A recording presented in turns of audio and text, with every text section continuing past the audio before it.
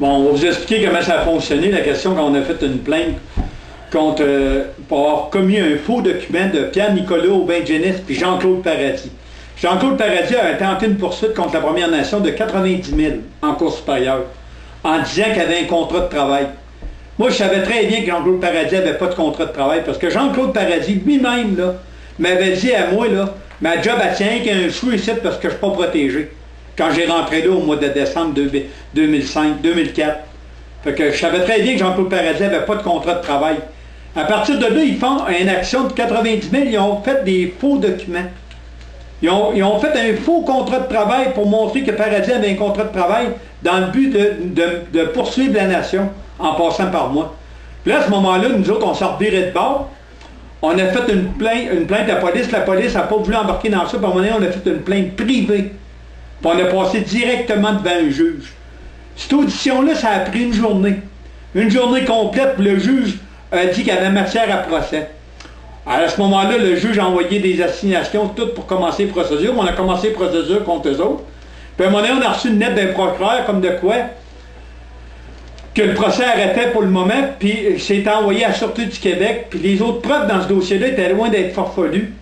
Puis il demande à la Sûreté du Québec d'enquêter par rapport au contrat de Jean-Claude Paradis. Dans ce dossier-là, perdez pas de vue qu'il y a eu un aveu complet de Martin.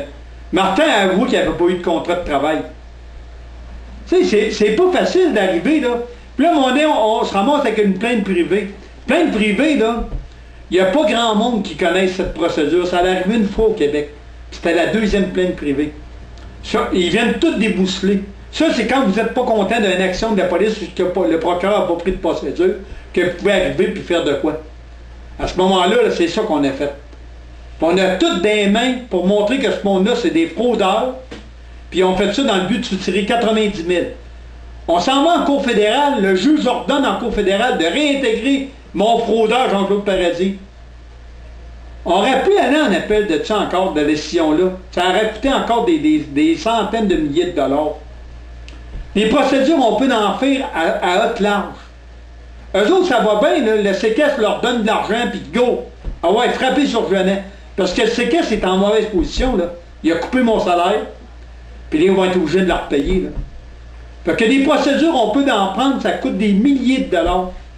C'est l'argent des malicites. À chaque fois qu'on prend une procédure, là, c'est des centaines de milliers de dollars. Je prive 3-4 malicites de manger. Moi, j'ai fait face à la musique. Puis dans ce cas-là, c'est horrible de voir que ce monde-là, c'est des hypocrites.